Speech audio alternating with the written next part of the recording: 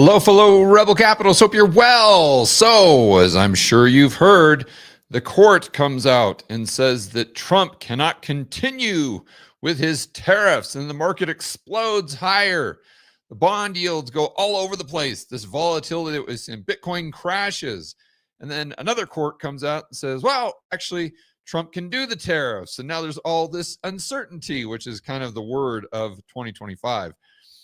So let's dive into exactly what happened, then what happened today, which actually kind of reversed the decision, and then look at what's happening in markets, and then look at how the Fed is responding to this, because that's what's going to drive interest rates at the front end of the curve. And then we can zoom out and kind of connect the dots from a standpoint of macro and how this will impact, or how it will likely impact, the United States and the global economy moving forward. So first and foremost, let's start by going over to, what is this? Bloomberg, I think it is. And I actually got my highlighter tool working, so that's good. Title, or Barron's, excuse me. Court blocks trade court ruling. So first we had the court ruling that blocked the tariffs, and then we had a court block the actual court ruling. I mean, this is just par for the course this year. It just gets so confusing. It's difficult to determine what's up, what's down, what's right, what's left, what on earth is going on. But that's why you tune in to the Rebel Capitals channel. They say, what's next for trade talks? So federal appeals court on Thursday, so that would be today, ordered a temporary stay that would allow tariffs to remain in effect while the court hears arguments. Okay, so that's what happened today. But yesterday, on Wednesday, the U.S. Courts of International Trade ordered an injunction that gave the administration 10 days to stop collecting revenue. In other words, cancel the tariffs. The trade court's injunction is now on hold. So hopefully you guys are following. Now, I think a lot of people thought, and I know in the article, someone from the Trump administration says this is judicial overreach or court overreach.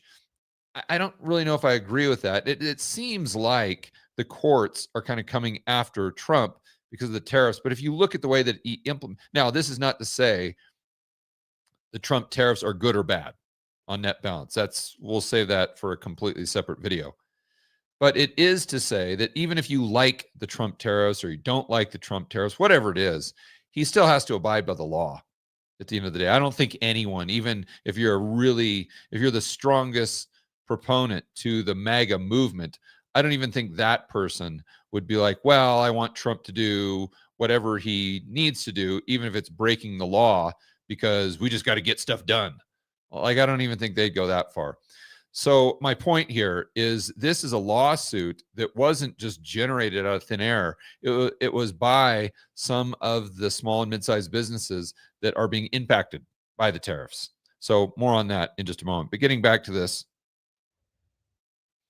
Okay, a court dealt a blow to President Trump's trade policy by ruling. Okay, we've got that. Now, what I was interested in is what tariffs, I mean, let's remember, Trump has tariffs over here. He's got fentanyl tariffs. He's got cheating tariffs. He's got these tariffs and those tariffs. It changes every single day. That's part of the deal, according to the MAGA folks. But regardless, I want to know, okay, what tariffs are these talking about? Are these all tariffs? Are these the fentanyl tariffs? Are these the Liberation Day tariffs? As it turns out, it applies to all of them. But getting back to the article, but the uncertainty is unlikely to ease. That's kind of the theme for this video, that we know one of the downsides to the tariffs is it creates a lot of uncertainty for businesses in the domestic economy. And it's like, well, do I want to build this house? I don't know, because today my costs are X, where tomorrow my cost might be X plus Y. But then 2 weeks from now, my costs might go back to being X, or might be a little bit lower. And so Trump, I mean, that's kind of his MO. It's the snow globe approach.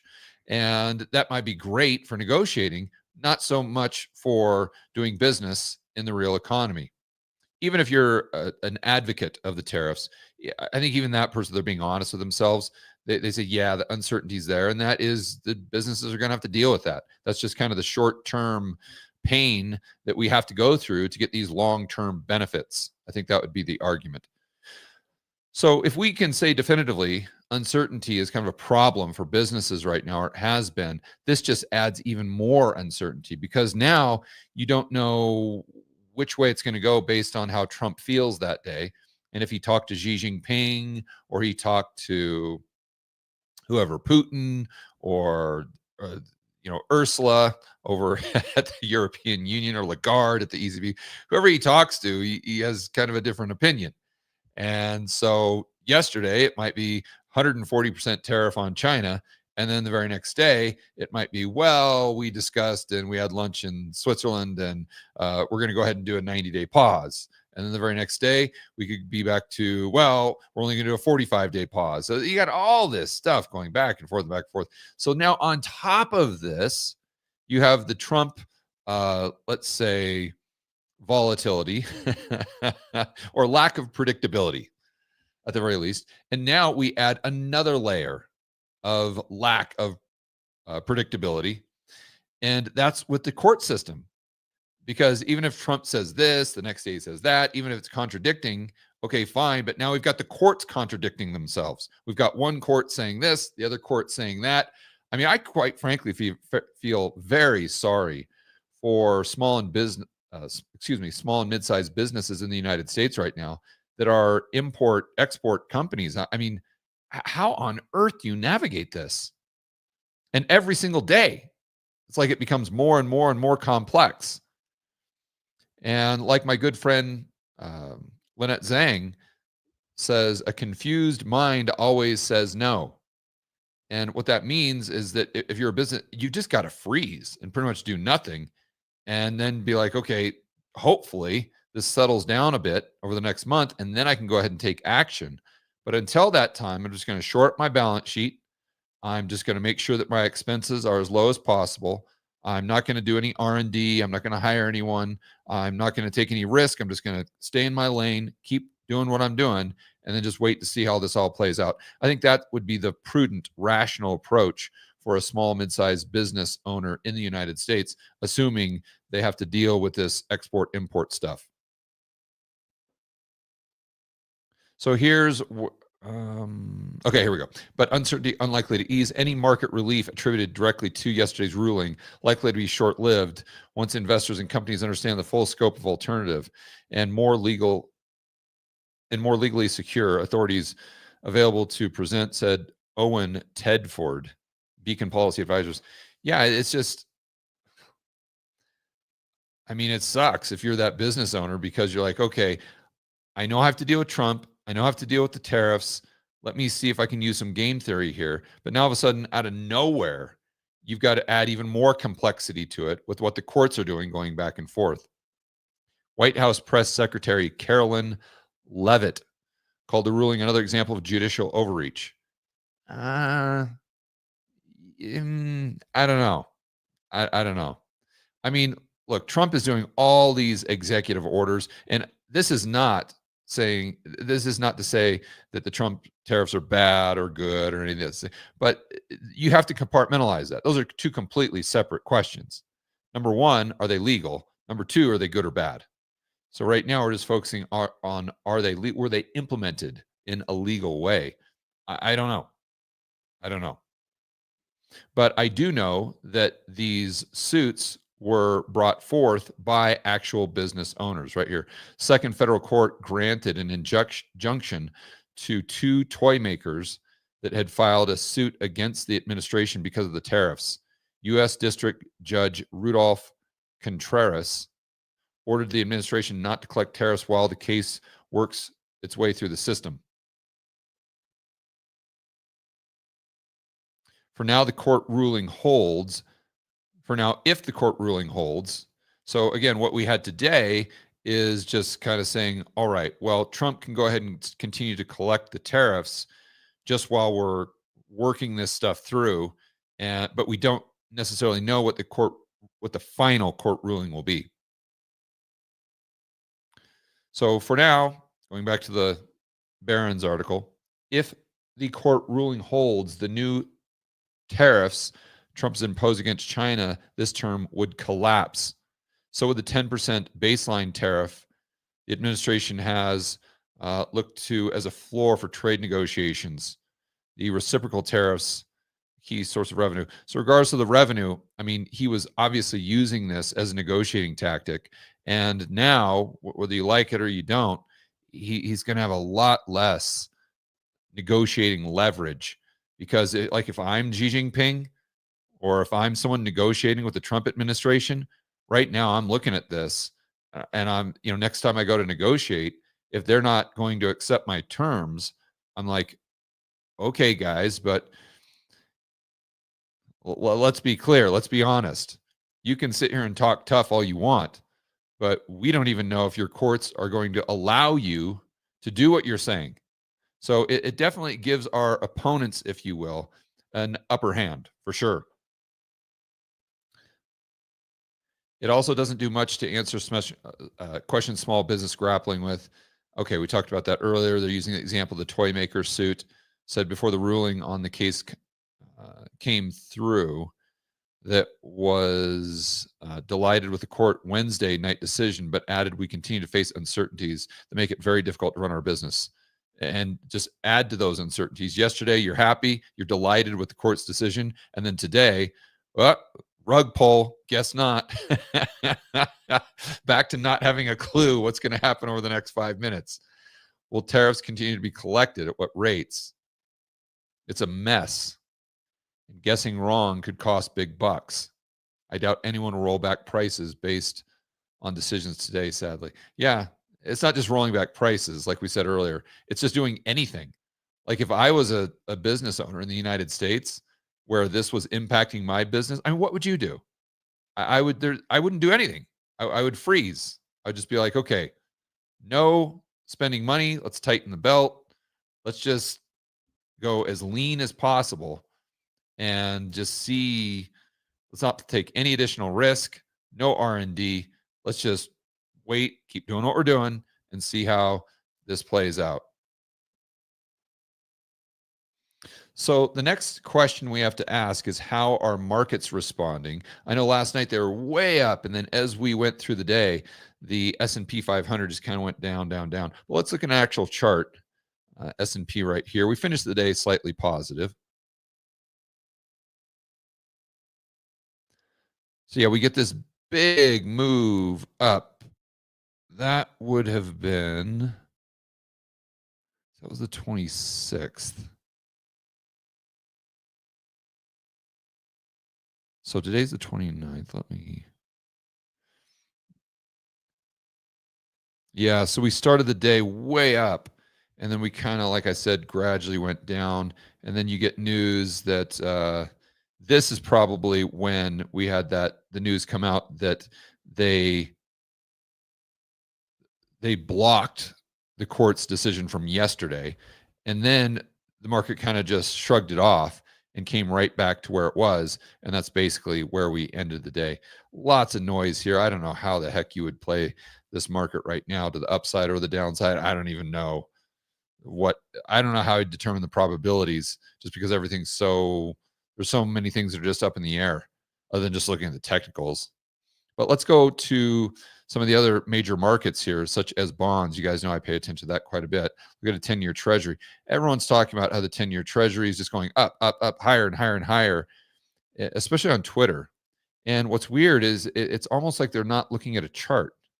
Like everyone talks about, oh my gosh, bond yields are going straight up.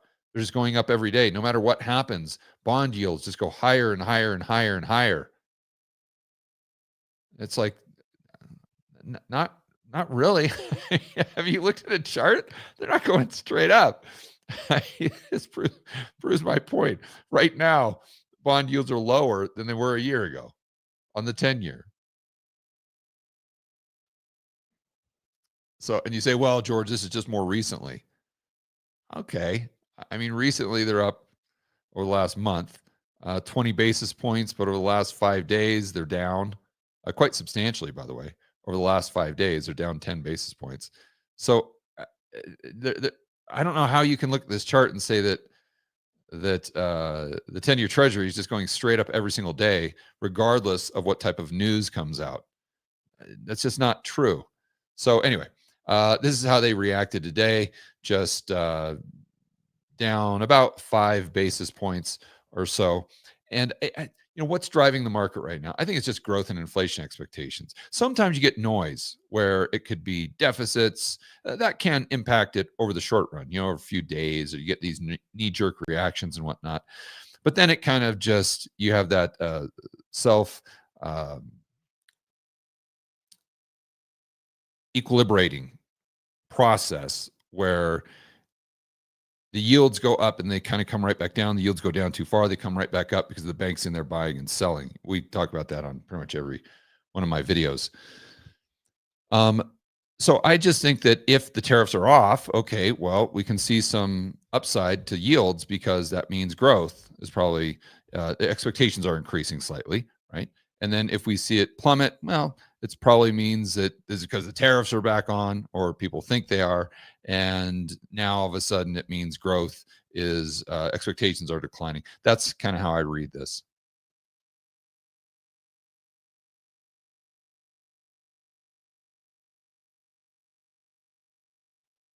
So now Bitcoin down quite substantially. It'll be very interesting to me to see how this plays out tomorrow. I actually have a long side bet, just a quick trade on Bitcoin that I disclosed. I talked to my Rebel Capitals Pro members about, and it was really all about Bitcoin exceeding this kind of resistance level right here. It came out, but then it's coming back down. It's testing it again. So we'll see if this goes down a lot lower. If it does, I'll probably sell the position. But if it bounces, that's going to be what I'm looking for here with Bitcoin. But on the day, down about $1,000. And I think it's really just a result of the court ruling yesterday, buy, buy, buy, buy, buy. And the court ruling today, this, sell, sell, sell, sell, sell, because it's possible that the tariffs could be back on the table, which for most, I mean, you might think those are the greatest things since sliced bread, and that's fine. But you got to look at it through the lens of the market. And the market thinks that that would slow down growth.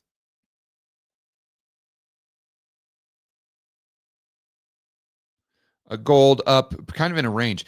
Gold always does this. It kind of seems like it goes way up and then it consolidates for a while, and it shoots up and then consolidates for a while. So it seems like we're in kind of a consolidation pattern right now.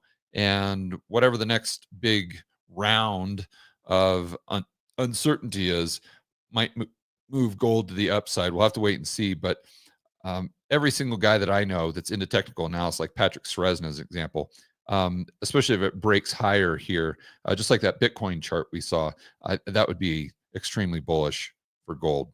And I'm just talking about trading. I'm not talking about long-term stuff with the portfolio, at least my portfolio. And then oil's a big one. Yeah, shoot. See, demand concerns. That this is kind of, oil is the truth serum.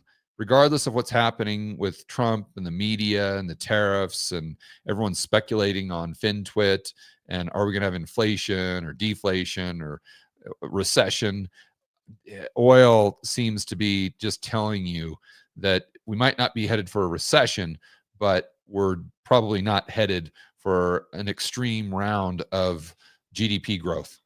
So kind of like a stagnant economy, stagnation, if you will.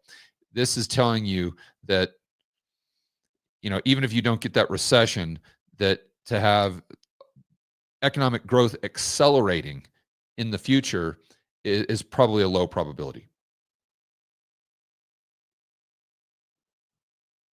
And on that note, we know that, let me actually, well, my computer's about ready to tap out. Josh, if my computer taps out here because my battery is super low, just go ahead and end the stream. I just wanted to talk quickly about what the Fed is doing in regard to these tariffs. And that is, let's see right here in the Wall Street Journal. So this is from this morning. Fed stays cautious amid stagflation fears. Now, what I wanted to point out here, and I did a Substack this morning on this topic. And if you guys aren't subscribed to the Substack, we do one almost every single day. I don't know if I've ever even talked about that on this channel. We just started it. So you can go to Substack and look at Rebel Capitalist, and you can go ahead and subscribe for free. This helps us kind of build the email list. And a lot of it, I just do like a topic, and then I'll have AI write it, and then I'll approve it and kind of make sure it's something that that looks good. That's kind of how we do it. So whenever you see from the Rebel Capitalist news desk, that's written by AI, but it's written by AI with me at the wheel, so to speak. So anyway, we talked about this on the Substack this morning, so you can check that out. But the punchline here is, why are they worried about stagflation? I just don't get this. Because let's assume for a moment, and their argument is, well, if the tariffs come to fruition, then they can raise prices. Therefore, we have to keep interest rates where they are, at least the Fed funds rate. And this makes no sense to me whatsoever. Because let's just assume that this is just like a sales tax, right? So if you put a 10% sales tax on XYZ good, you would expect for the price of whatever item you were buying to go up by 10%, right? Because the producer of that good or service is not going to change their price, or it's very unlikely they change their price, and you just tack on 10%. Okay, but if we just had like a 10% sales tax implemented in the United States, just across the board, let's assume that we did that. Would people assume that that's going to lead to consumer price inflation? No, of course not. You would say, well, that's going to be a price adjustment.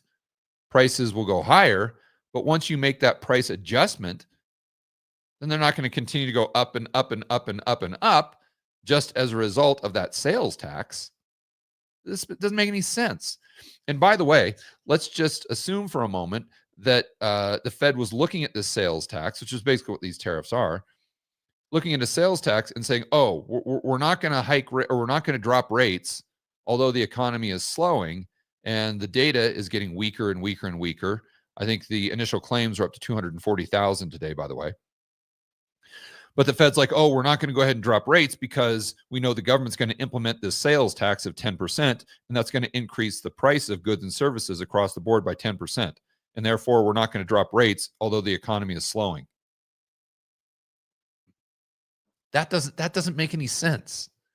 So what they're implying is, because of these tariffs, or just a sales tax, that prices are going to go up by 10%, but then they're going to go up by another 5%, then another 10%, then another 15%, then it's just going to go higher and higher and higher and higher and higher.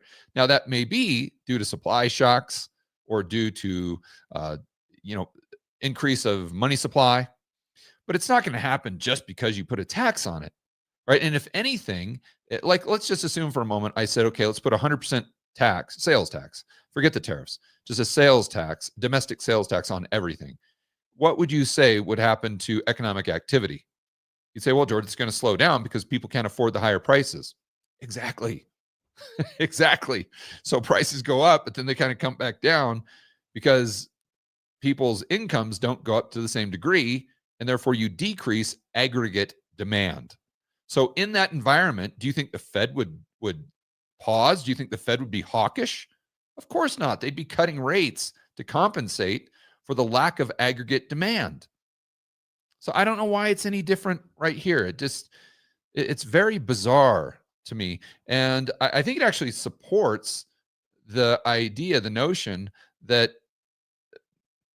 if Trump wasn't, let's just say if Powell liked Trump, maybe he'd be playing this a different way. Maybe, maybe not. But I think I don't know if I'd agree with that, but I think there's a good argument there, because I just don't know, other than they're just kind of once bitten, twice shy. That could be it, where, back in 2021, it was all about inflation transitory, and they look like a bunch of jackasses. So now they want to keep rates hawkish and err on the side of crushing the economy, even though they don't really need to, because they don't want to be put into that position where they let inflation run away from them because the bad rap that they got, rightfully so, back in 2021. And I've said this quite often, that from Powell's standpoint, it's like, look, if he creates a recession by keeping interest rates high, I don't think he would create it, but exacerbate a recession. For him, that's a win, as long as inflation comes down, right? So the only, and then if inflation comes down and the economy doesn't go into recession, well, that's a win too. So the only way he can not win is if inflation starts to accelerate again. So obviously he's going to err on that side, even if it's not the right decision. So I think that's what this hawkish tone is about. The last thing I would leave you with is, don't just think about this through the lens of the central bank in the United States. Think about what all the other central banks are doing. And the bottom line is, all these other central banks, they're dropping rates. I believe South Korea just came out today and dropped rates. New Zealand dropping rates, Australia dropping rates, Canada obviously dropping rates, the ECB dropping rates.